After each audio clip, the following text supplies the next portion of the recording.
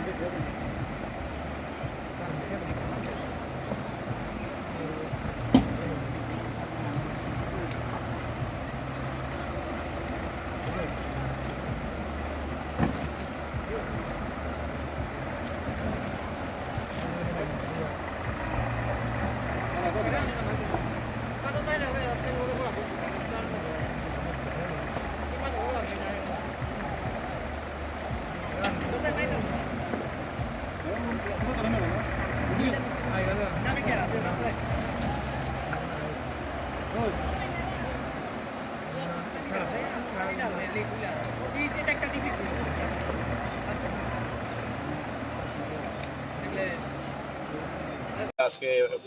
কয়েক বছর ধরে অবৈধ পাথর চলে, যার কারণে আমরা আইছিলাম যে আমরা এখানে যারা গ্রামবাসী আছে, আমরা গ্রামবাসী রাস্তাঘাটের দিক দিয়ে বা বাচ্চা কাচ্চা যারা আছে, ছাত্ররা আছে, এরা খুব ক্ষতিগ্রস্ত।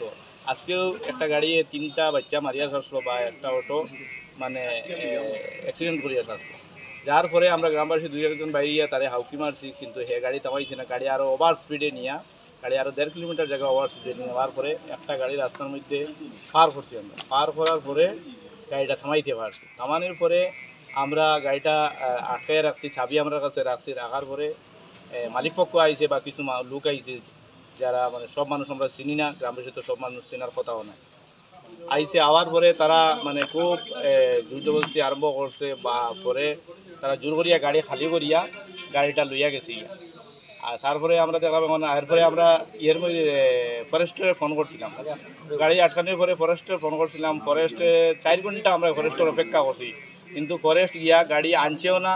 বা গাড়ি ফরেস্টে আমরা কইছি এটা রেঞ্জার স্যারের গাড়ি, মানে রেঞ্জার স্যারকে পঙ্কজ কলিতা স্যারের গাড়ি, এটা এর লাগি এটা আমরা আনতাম পারতাম না স্যারের অর্ডার না ছাড়া। একটা কথা। 2 নম্বর কথা হইলো, এরপরে দেখছি যখন আমরা কোনো ধরনের সুয়ারা পাইয়া না পাওয়া ক্ষেত্রে আমরা কালাইন থানাত গিয়ে একটা এজাহার দিছি।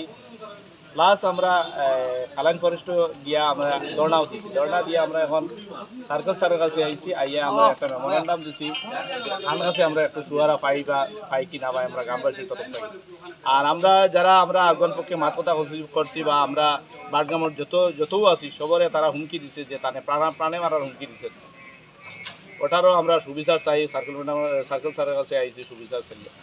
পাথর কোন কোয়ালিটি থেকে আনা হয়? পাথর এটা কালাইন 15 নম্বর এরিয়া থেকে আনা হয়। যে গাড়িটা আপনারা আটকাইছিলেন ও গাড়িটা হয়েছে নি তারা দেওয়ার গাড়ি পঙ্কজ কলিতার গাড়ি? এটা ফরেস্ট থেকে কইছে যে এটা পঙ্কজ কলিতা স্যারের গাড়ি, ইলিগেল পাথরের গাড়িটা পঙ্কজ কলিতা স্যারের গাড়ি কইছে।